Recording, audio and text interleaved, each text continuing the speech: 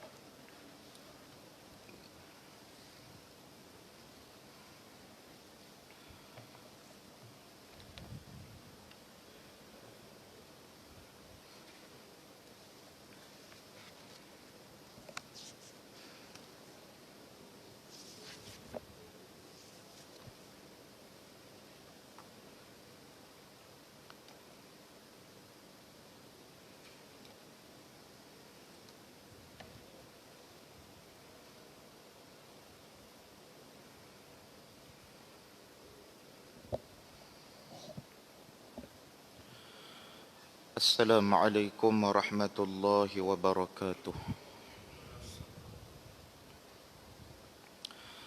Alhamdulillahilladzi bini'matihi tatimmus salihat. Ashhadu an la ilaha illallah wahdahu la syarika lah. Wa ashhadu anna Muhammadan abduhu wa rasuluh. ونصلي ونسلم على هذا النبي الكريم سيد المرسلين وإمام المتقين وعلى آله وأصحابه ومن اهتدى بهديه وتمسك بسنته إلى يوم الدين أما بعد أيها المؤمنون اتقوا الله أوصيكم وإياي بتقوى الله فقد فاز المتقون.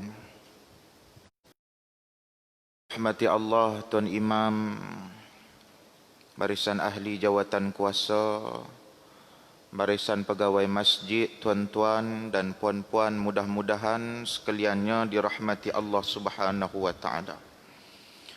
Alhamdulillah, kita merafakkan setinggi-tinggi rasa syukur kita kepada Allah Subhanahu wa taala kerana dengan limpah izin serta kurnia daripada Allah bertemu kita pada malam ni dalam bulan 7 ni lah pertemuan kita yang ada solat maghrib. Baik. Pada malam ni kita akan mengambil sedikit istifadah yang terdapat di dalam kitab Simarul Jannah ini, dan insya-Allah kita akan membaca berkaitan dengan fadilat daripada kita mengerjakan salat malam itu sendiri. Kerana disitulah yang membuktikan kedudukan iman kita yang sebenar kepada Allah Subhanahu wa taala. Di dalam Al-Quran, Allah Subhanahu wa taala berfirman dengan jelas. Allah taala berfirman, kata Allah, "Fa junubuhum 'anil madaji'i yad'una rabbahum khaufan wa tama'a wa mimma razaqnahum yunfiqun." Dalam ayat ini Allah Subhanahu wa taala menegaskan kepada kita ada dua kelompok manusia yang mana apabila mereka ini terbukti keimanan mereka, maka setiap malam pada waktu sepertiga malam itu maka akan mereka gunakan, kata Allah, tatajafa junubuhum 'anil madaji'. Lambung mereka ini jauh daripada tempat tidur. Bahasa mudah kita, rusuk kita tu jauh daripada tempat tidur. Maknanya ada kita peruntukkan sebilangan daripada waktu malam ini untuk kita bermunajat kepada Allah Subhanahu wa taala. Maka dengan kerana itu di dalam sebuah hadis Nabi sallallahu alaihi wasallam bersabda, yaitu kata Nabi sallallahu alaihi wasallam, "Innallaha witrun yuhibbul witra fa'autiru ya ahlal Quran, atau kama qala Nabi sallallahu alaihi wasallam. Artinya, arti daripada hadis Nabi sallallahu alaihi wasallam ini, bahawasanya Allah Subhanahu wa taala itu, kata Nabi, tunggal. Innallaha witrun.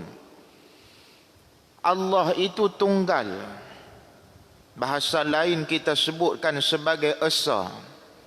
Itu yang seringkali kita bacakan di dalam Al-Quran, qul huwallahu ahad.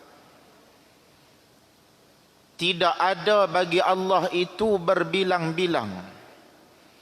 Sebab itu bila kita mengaji di dalam akidah, terutama di masjid dan juga di surau kita di Malaysia ini, kita pakai metod sifat 20 yang dibawa oleh Imam Abu Hasan Al-Asy'ari, Abu Mansur Maturidi. Maka dalam sifat 20 itu dia ada beberapa pecahan yang asas. Antara yang disebutkan sebagai, sebelum kita masuk kepada perbincangan ma'ani, kita tak masuk lagi kepada perbincangan ma'nawiyah, kita mengaji dulu tentang sifat apa? Salbiyah. Salbun ni bahasa Arab maksudnya nafi. Salbun tu maknanya nafi. Bila mana ada sahaja sifat tersebut, maka ternafi pada Allah Subhanahu wa taala sifat yang mustahil itu. Macam mana kita sebut kata baqa. Baqaun iaitu kekal, maka kekal Allah itu ternafi padanya, yakni pada Allah itu fana. Maka sifat makhluk tu tak layak pada Allah Subhanahu wa taala.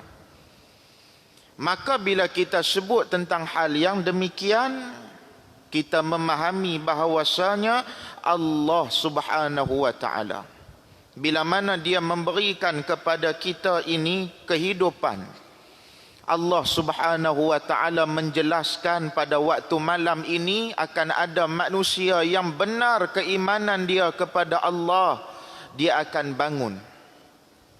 Bangun dia buat apa? Yad'una rabbahum. Dia akan minta kepada Allah Subhanahu wa taala. Sebab itu apabila seorang badui dia tanya kepada Nabi sallallahu alaihi wasallam, "Ya Rasulullah, nak tanya sikit. Allah Subhanahu wa taala ni jauh ke dekat?" Pasal apa dia tanya soalan tu? Pasal dia kata, bila tiap-tiap kali kita nak berdoa, kita nak kena seru. Kita nak kena panggil, Ya Allah. Ya Allah. Adat kata, bila kita duk panggil ni, barang tu jauh ke dekat? Kita balik pergi di rumah, anak kita duduk di tingkat atas rumah. Kita nak suruh dia, kita nak suruh minta tolong dia apa-apa, kita nanti panggil dia. Panggil itu maknanya dia duduk jauh, nak bagi jadi dekat sikit lah. Maka badui ni dia fikir lagu tu. Dia fikir kata Allah ni jauh kah sampai kita nak kena seru yang demikian. Maka bila jadi macam tu, Nabi SAW tak boleh nak jawab soalan itu. Ini yang dikatakan Nabi SAW. Kita mesti mengambil pelajaran daripada apa yang ditunjuk oleh Nabi SAW, terutama jika hal itu berkait dengan soal yang gaib. Ni pun kita nak sebut sikit. Ni kadang-kadang bila kita baca hadis akhir zaman, bagus tak baca hadis akhir zaman ni? Bagus. Sebab dia membangkitkan jiwa kita untuk ingat kepada Allah Subhanahu wa taala. Untuk kita ambil iktibar daripada pesanan Nabi berkaitan dengan peristiwa akhir zaman, itu bagus. Tapi masalahnya bila kita duk pikait peristiwa akhir zaman ini yang kita tak tahu betul ke dengan maksud Nabi sallallahu alaihi wasallam. Jadi COVID, kita ambil COVID bubuh dengan hadis akhir zaman. Jadi pula jerebu, kita ambil jerebu pikait dengan hadis akhir zaman. Adakah itu yang bertepatan dengan apa yang nak dikhabarkan oleh Nabi sallallahu alaihi wasallam? Sebab itu kita kena berhati-hati di dalam masalah ini. Untuk nak melihat kepada apa yang disyarahkan, mesti kita kena melihat syarah yang dibawa oleh para ulama terhadap hadis itu. Supaya penyampaian dan juga maklumat yang sampai itu tidak tersasar daripada jalan yang dikehendaki oleh Nabi sallallahu alaihi wasallam. Macam kita lah baca kitab, kadang-kadang murad musannih lagu lain, kita pi kata lagu lain.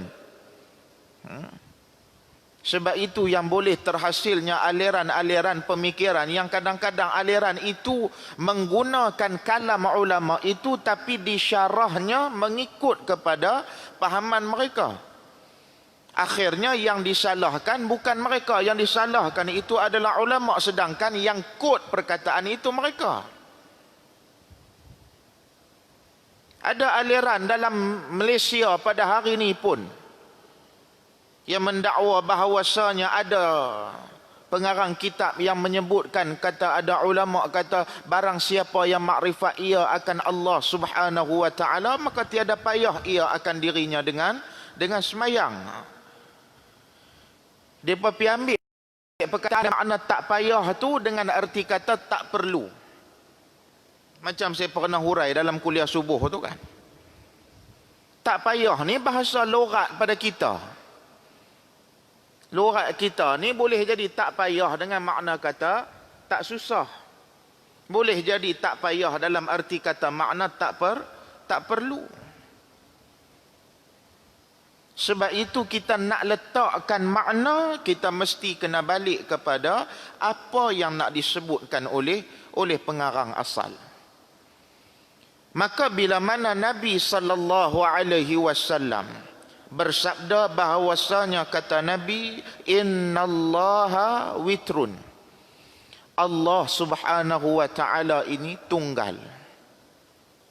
Ianya adalah Tuhan yang esa, wahdaniyah.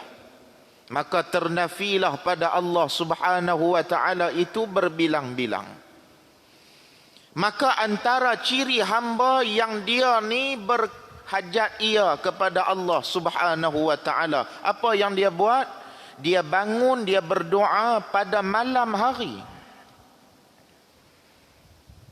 Persoalannya ketika mana badui itu tanya kepada Nabi sallallahu alaihi wasallam, Nabi tak boleh jawab.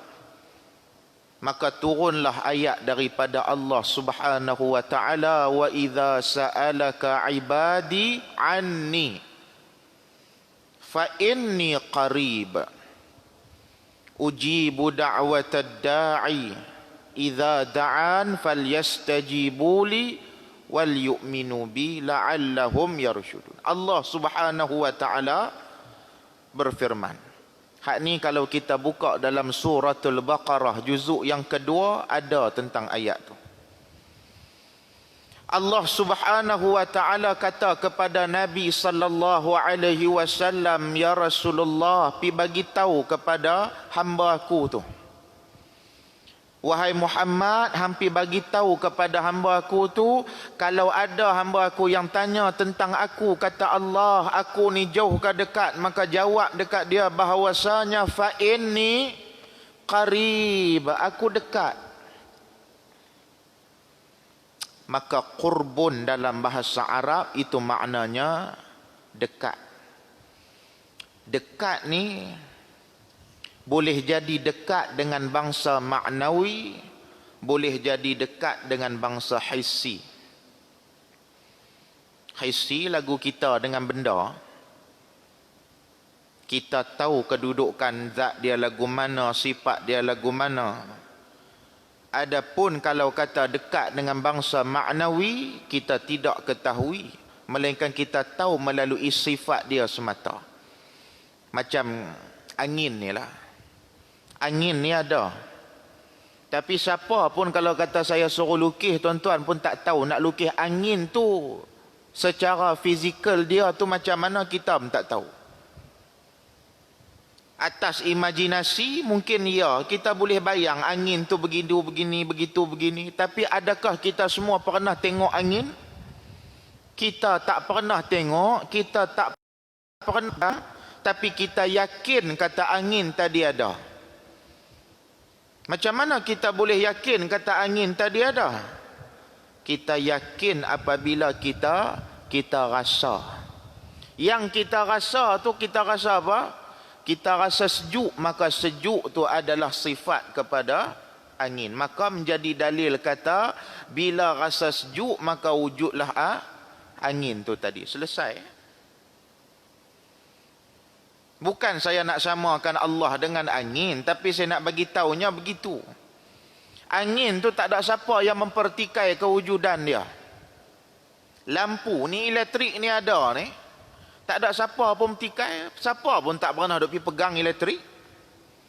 Siapa pun tak pernah tengok rupa elektrik. Tapi kita boleh tahu kata adanya elektrik bila kipas berpusing, bila lampu menyala. Yakin kita kata ada elektrik. Pasal apa kita boleh yakin di situ? Maka yang tu dia panggil dekat dengan bangsa ma'nawi. Dia bukan dekat dengan bangsa hissi. Hak ni pun kena jelas. Sat lagi orang mai tanya kita, geng-geng 3 suku ni ramai. Dia nanti mai tanya kat kita ni pula jenis jemaah masjid, takkan nak kata wallahu alam saja. Kan? Dia nanti mai dia buat lauk bagi kat kita. Depa pakat-pakat duk gelak tengok. Aku tak pergi masjid pun tahu yang depa punya duk pinganga tiap-tiap malam sampai tak tahu apa. Kira dekat Allah Ta'ala ni dia panggil dekat dengan bangsa ma'nawi. Begitu. Allah Ta'ala kata, mintalah doa kepada aku. Tadi pun imam kita baca, wa qala rabbukum ud'uni astajib lakum. Itu firman Allah Subhanahu wa taala. Begitu. Maka Allah Taala kata ciri orang yang beriman ini, dia bangun malam itu dengan dia buat apa? Yad'una rabbahum, dia berdoa kepada Tuhannya dengan penuh apa dia? Yang pertama khaufan, dengan penuh rasa takut. Takut manusia kepada Allah Subhanahu wa taala dengan takut manusia kepada makhluk itu beza. Takut manusia kepada Allah, dia akan berusaha untuk mendekatkan lagi diri dia kepada Allah Subhanahu wa taala. Kita yang duk mari masjid, kita yang duk mari surau ni, kita kena ada niat yang demikian. Tujuan kita antaranya untuk kita menjadi hampir dengan Allah Subhanahu wa taala. Kerana manusia ni lari macam mana gagah sekalipun, dia tak akan pernah dapat pisahkan diri dia daripada Allah Subhanahu wa taala. Sebab itu bila kita sebut kata manusia kaya secara hakiki ke? Tak. Kaya lagu mana? Kalau sebut kata kaya ni tiada berhajat ia kepada sesuatu. Tu baru nama kata kaya. Allah Ta'ala kaya tak? Istighna'an kulli ma siwa. Allah Subhanahu wa Ta'ala itu ada nilai istighna', nilai terkaya. Sebab itu kita hanya boleh minta kepada Allah. Iyyaka na'budu wa iyyaka nasta'in. Kata Abu Ishaq Asy-Syatibi. Abu Ishaq Asy-Syatibi dia dikenali sebagai Sultanul Maqasid. Dia kata apa? Dia kata pada ayat iyyaka na'budu wa iyyaka nasta'in itu, maqasid bagi ayat itu adalah maqasidul ibadah awit ta'abbud. Pengabdian, kehambaan ini mesti mutlak diletakkan kepada Allah Subhanahu wa taala. Sebab kalau kita nak memenuhi kriteria kaya, kita pun tak mampu. Sebab itu dia ada beza kaya makhluk dengan kaya Tuhan. Kaya makhluk berhajat kita kepada sesuatu. Pak Mat kaya pasal apa? Saya kaya pasal ada rumah sewa 80 pintu. Lagi? Ferry orang duk pergi Langkawi tu hak saya saja 10. Kaya lah. Maknanya Pak Mat ni dia kena ada sesuatu baru nama dia kaya. Dia tak ada sesuatu tak kaya. Allah Ta'ala lagu tu kan? Yang kita duk kata Allah Ta'ala Tuhan Maha Kaya ni. Allah Ta'ala bersifat dengan Wallahu ghaniyun. Allah Subhanahu Wa Ta'ala ghani. Ghani Allah Subhanahu Wa Ta'ala. Terkayanya Allah ni lagu mana? Tiada berhajat ia kepada sesuatu. Tu barulah kaya yang sebenar. Dia tak pernah duk berhajat kepada estate nak bagi dia jadi kaya. Tak payah berhajat dia kepada emas, intan, berlian, minyak ni semua tak payah. Bahkan segala kekayaan itu hasilnya daripada Allah Subhanahu Wa Ta'ala. Maka manusia nak lari lagu mana kepada Allah? Tak ada. Sebab itu disebutkan oleh Nabi sallallahu alaihi wasallam bahawasanya kita pada hari ini kok mana pun kena ada juga ruang kita bangun sebagai pembuktian kepada diri kita kalau kita benar beriman kepada Allah Subhanahu Wa Ta'ala. Begitu. Kita berdoa itu kata Nabi, kata Allah Subhanahu Wa Ta'ala, khaufan wa tama'a, dengan penuh pengharapan kepada Allah Subhanahu Wa Ta'ala. Persoalan dia qiyamul lail ni kita nak mula pukul berapa?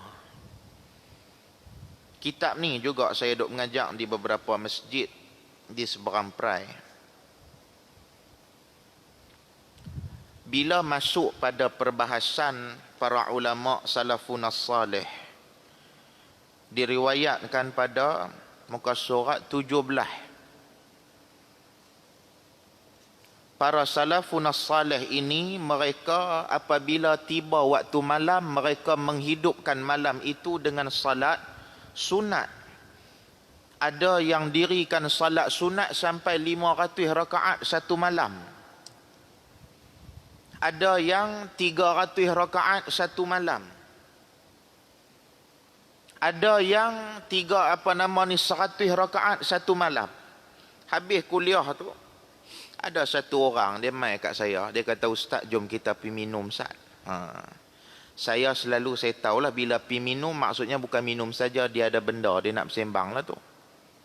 Kan? Pasal dia tak pernah ajak saya pergi minum. Habis kuliah dia kata, Ustaz, kita pergi minum kat kedai kat depan tu. Saya pun kata tak apa, jom. Dia buat keluar kat saya, kata A4 ni macam orang nak berniaga takaful kan. Surat kata A4 satu, pensel satu. Ustaz, dia kata lagu ni lah, bodoh-bodoh kira lah. Dia kata kat saya, bodoh-bodoh kira lah Ustaz. Katalah mangkit pukul 2 pagi lah.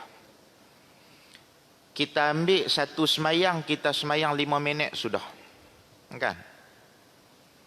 Saya kira balik apa semua ni, tak boleh dapat 300 pun tak boleh Ustaz. Sampai ke subuh ni, kira 5.30 gitu tu, dia buat anggaran, kira berhenti. Dia kira tu, dia kata macam mana boleh jadi sampai 500, 300, 200. Kan? Pertama, kita mesti kena ingat, masa ianya adalah makhluk Allah Subhanahu Wa Ta'ala. Masa ditakdirkan oleh Allah Subhanahu Wa Ta'ala memperjalankan Nabi sallallahu alaihi wasallam dalam tempoh satu malam itu berlaku kepada Nabi sallallahu alaihi wasallam al-Isra wal Mi'raj, yang perjalanan itu melibatkan dunia sampai akhirat. Bukan pi saja patah balik malam tu juga. Allah Ta'ala kata subhanalladzi asra. Asra ni kalau orang mengaji bahasa Arab memang menunjukkan kata, kalimah nak menunjukkan kata memang perjalanan itu berlaku dalam waktu malam. Jalan waktu siang Arab tak panggil asra. Subhanalladzi asra bi'abdihi laylan. Dia bukan layali, dia laylan. Dia kuat cerita Asra ni tadi. Menunjukkan kata peristiwa itu berlaku dalam satu malam kepada Nabi sallallahu alaihi wasallam. Benda tu boleh jadi mustahil ke? Dia kata yang tu Nabi tak apalah. Ya kan? Yang tu Nabi. Ni kita bukan Nabi. Ni ulama ni bukan Nabi. Saya kata kat dia, yang kedua, kita mesti kena faham barakah masa itu juga tidak sama. Ada orang yang hidup dia dalam tempoh 30 tahun. Tetapi seakan-akan dia hidup bersamaan lebih daripada 50 tahun. Kalau kita baca riwayat Imam An-Nawawi rahimahullahu ta'ala. Imam An-Nawawi antara tokoh ilmuwan yang sangat hebat sampai ke hari ini. Fatwa Al-Imam An-Nawawi kita masih lagi guna pakai, terutama dalam mazhab Al-Imam Syafi'i. Sebab Imam An-Nawawi dia mazhab Al-Imam Syafi'i. Banyak pandangan Imam An-Nawawi kita pakai, antaranya dalam bab sutrah ni. Bab sutrah ni, kalau kita semayang tu dalam sempadan sejadah kita tu saja. Kita dalam bab salat ni disunatkan bagi kita meletakkan sutrah. Kalau kita salat seorang, maka sutrah kita depan kita tu lah. Tu dia suruh letak lagu hak tu imam punya tu. Hak depan tu dia panggil sutrah. Tapi katalah kita tak ada, boleh tak pakai sejadah tu saja? Dia guna pakai pandangan Al-Imam An-Nawawi. Imam An-Nawawi membenarkan, kalau kata kapek tu saja pun dia benarkan. Walaupun dia tak sebutlah permaidani dalam zaman dia, tapi dia kira satu garisan yang memisahkan di antara orang yang sedang semayang dengan orang yang nak lalu, diterima sebagai satu sutrah. Sebab itu kalau kata orang kita dah habis semayang, di sini ini adanya makmum yang sedang yang masbuk sebagai misal. Makmum yang masbuk tu tadi dia bangun. Dia tu kita tak boleh lalu dah dalam sempadan sejadah sujud dia tu. Tapi kalau kata dalam semayang berjemaah boleh ke tak? Dalam semayang berjemaah tuan-tuan masbuk, tuan-tuan masuk lambat. Ni terutama semayang tarawih ni. Hak jenis kawanu keluar, kawani masuk. Yalah semayang 20 ni kan banyak. Bila jadi macam tu, maka akan ada yang keluar, akan ada yang masuk. Dia 8 ke atas tu mesti akan ada saf yang lompong, yang kosong. Kita masuk daripada sana, tengok-tengok di depan ni ada satu kosong. Maka tuan-tuan boleh lintas depan orang duk tengah semayang tu, tuan-tuan boleh mai ke saf depan ni. Dengan syarat dalam semayang berjemaah tu. Sebab semayang berjemaah, dia tak pakai sutrah kita. Dia pakai cuma sutrah imam. Adapun bagi sembahyang munfarid, sembahyang seorang, maka sutrah kita, sutrah yang seorang sembahyang tu, hak tu kita tak boleh lintah. Hak tu kita pakai pandangan Imam An-Nawawi rahimahullahu ta'ala. Banyak jasa dan juga sumbangan Imam An-Nawawi ni. Hidupnya tidak lama, tetapi pandangan kesarjanaannya diterima sampai ke hari ini. Dalam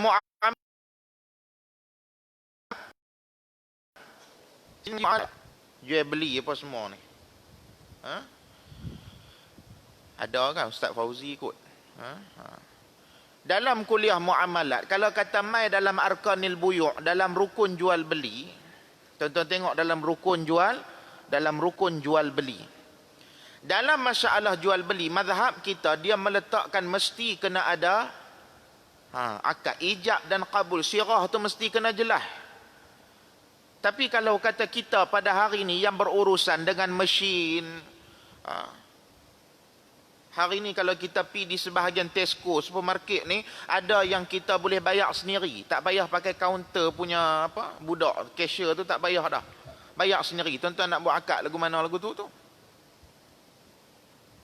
Maka dalam kes ni, kita merujuk pandangan Imam An-Nawawi rahimahullahu ta'ala yang mengambil kira uruf. Yang mengambil kira uruf setempat pada waktu tu. Maka dengan kerana tu Imam An-Nawawi umurnya tak panjang, tetapi sumbangan dia, jasa dia, masa yang dia ada, dia boleh karang kitab berapa banyak. Saya yang hidup dekat-dekat nak hampir suku umur kita ni 60-70 tu kira nak kembali kepada Allah dah lah. A'mari ummati baina sittin wasab'in. Kira saya ni setengah daripada tu dah. Bukan dia lama dah, satu kitab tak karang je pun. Banding dengan Imam An-Nawawi rahimahullahu ta'ala, tu keberkatan masa. Barakah dengan yang demikian. Dan kita juga kena mengambil kira, para ulama ini kadang-kadang geografi tempat mereka tinggal itu permukaan bumi yang mereka tinggal. Mereka ada yang tidak tinggal di kawasan yang kita sebutkan sebagai kawasan dua musim. Bukan semua tinggal di kawasan Khatulistiwa macam kita. Ada yang terlibat dengan 4 musim. Kalau kita tengok ulama yang terlibat dengan 4 musim, tuan-tuan cuba kaji tentang Al-Imam Al-Bukhari rahimahullahu ta'ala. Tempatnya itu di mana? Sebab itu kita mesti kena tahu. Ada musim sejuk sebagai misal. Musim sejuk, ghalibnya masa panjang, masa siang itu lebih pendek berbanding malam. Malam itu dia jadi lebih panjang. Masa saya ada di Hal, saya ingat lagi, lebih kurang Aisyah ni dalam pukul 6 suku, 6:30 masuk dah waktu salat fardu Aisyah. Hal ni kalau kata kita tengok dalam UK punya tu, dia kira penghujung, dia bahagian kampung. Macam kita kalau Perlis lah, kira kawasan kampung. 6 suku, 6:30 masuk waktu salat fardu Aisyah. Tuan-tuan bayangkan, nak subuh nu 4 lebih sat lagi tu. 4:45 apa semua tu baru masuk waktu salat fardu subuh. Tu waktu yang duk ada senggang tu, boleh tak digunakan untuk mereka bermunajat kepada Allah Subhanahu wa ta'ala? Boleh jadi. Kebarangkalian itu ada. Yang pentingnya kita mesti kena tahu bahawasanya manusia ini apabila dia ada rasa kepada Allah, itu tidak ada perkara yang boleh menghalang kecintaan dia kepada Allah Subhanahu wa ta'ala. Sebagai misal, bila dah saya sebut lagu tu, dia kata, oh macam tu hak yang Tok Lebay belanja saya tu. Tapi dia kata pula kat saya, Ustaz, kalau lagu tu punya lama semayang, dia tak lenguh ke? Dia duk pibuh dia dengan kawan tu, payah lah. Dia kata tak lenguh ke? Lenguh ni tak sah kata semayang 100 rakaat. Hang semayang 4 rakaat tu pun, kalau kata buat dalam keadaan terpaksa, lenguh sedia. Semayang sunat dengan semayang fardu ni dia ada beza ke tak ada? Semayang fardu dalam mazhab Al-Imam Syafi'i, bagi orang yang ada kemampuan, dia tak boleh duduk sewenang-wenangnya. Sebab tu saya marah, ada setengah masjid dia ada tim semayang duduk. Belah Kedah saya tak tahu, tapi ni saya duk cerita ni belah Pulau Pinang ni. Dia ada tim semayang duduk. Dia ada tim semayang duduk. Dia bawa kerusi daripada luar no, dia tanggung kerusi ni, bukan main semangat lagi. Mai sat lagi depa nanti lawan duduk. Oh, semangat semayang dia. Kan? Macam mana tak semangat semayang sampai duduk atas kerusi gitu ya. Kan? Kalau pula dia bawa kerusi ni, lagi seronok kan. Tok Imam baca Lam Yakuni lagu tadi pun dia tak kuning muka-muka hak kita ni. Boleh faham tak ni? Dalam mazhab kita tak boleh sewenang-wenangnya nak pergi ambil kerusi duduk. Pada waktu yang diberikan rukhsah, pada waktu yang kamu memang tak mampu sangat dah, baru boleh duduk. Lepas tu sat lagi dah, kalau kata dia tak mampu untuk sujud, maka sujud saja. Sat lagi rakaat kedua dia kena berdiri semula. Tak, dia duduk terus. Ni hak bagi yang duk semayang atas kerusi ni. Sebab tu kena hati-hati. Sebab itu bila kita sebutkan tentang hal ini, apabila dikatakan salat sunat, ianya tidaklah seperti mana salat fardu. Bertakwalah kamu kepada Allah, ikut kepada kadar kemampuan kamu. Semayang sunat ni kalau kata kita tak mampu berdiri, duduk. Tak apa. Dia bukan macam semayang fardu. Allah Subhanahu wa ta'ala memberikan rukhsah. Boleh duduk. Adapun bagi semayang fardu, ianya tak dibenarkan sengaja untuk kita nak duduk begitu. Maka yang dengan demikian itu, maka tak perlulah kita nak susah payah nak query macam mana mereka nak semayang. Itu serahkan mereka dengan Allah Subhanahu wa ta'ala. Sebab itu dia kata, barang siapa melazimi ia akan wirid, maka terhasillah warid padanya. Warid itu satu bentuk apa dia? Kurniaan daripada Allah Subhanahu wa ta'ala. Hak ni yang orang duk mengaji dalam ilmu tasawuf itu, dia ada perbincangan wirid dan juga warid daripada Allah Subhanahu wa ta'ala. Maka sebagai khulasah pada malam ni, yang kita nak sebutkan bahawasanya salat malam ini kalau kata kita nak buat, bilakah waktunya? Boleh tak kalau kata kita nak buat selepas semayang Isya tu, kita nak buat dah semayang malam? Ada dua yang digariskan di dalam kitab ni, iaitu ni saya baca sikit. Dan barang siapa tidak ada baginya adat pada bangkit pada akhir malam, maka perbuat ia akan dia. Maka kata musannif, siapa yang tiada beradat padanya dengan bangkit malam. Maksudnya apa dia? Dia ni bukanlah hari-hari jenis duk bangkit pukul 4, pukul 5 ni tak. Adalah dia bangun tapi tak selalu. Dia ni kira bang baru dia bangkit. Kan? Jenis yang lagu ni maka disebutkan oleh musannif, dia kata apa? Maka perbuat ia akan dia, yakni didirikan qiyamul lail oleh orang yang macam ni kemudian daripada sembahyang Isya. Semayang kemudian daripada semayang Isya. Habis semayang Isya tu dah boleh buat. Sebab tu bila kita duk sebut, ustaz-ustaz duk main baca kat tuan-tuan, bila mai bulan puasa, man qama ramadhana imanan wahtisaba ghufira lahu ma taqaddama min dhanbi. Dia kira qama yaqumu qiyam tu, kita menghidupkan malam itu. Menghidupkan malam itu tak mesti di hujung. Selepas salat fardu Isya kita buat tarawih, itu juga dianggap sebagai menghidupkan malam. Kemudian yang terakhir disebutkan, dan setengah daripada demikian bagi siapa yang dia tadi beradat dengan bangun malam yang awal, maka dia boleh yang bangun pada waktu yang akhir, maka dia lebih baik dia buat pada waktu malam yang akhir. Maksudnya kalau kata kita memang hari-hari pukul 4, pukul 5 tidur bangun, maka eloklah pada waktu itu kita buat salat qiyamul lail itu. Nah, mudah-mudahan perkara ini memberikan sedikit manfaat kepada kita.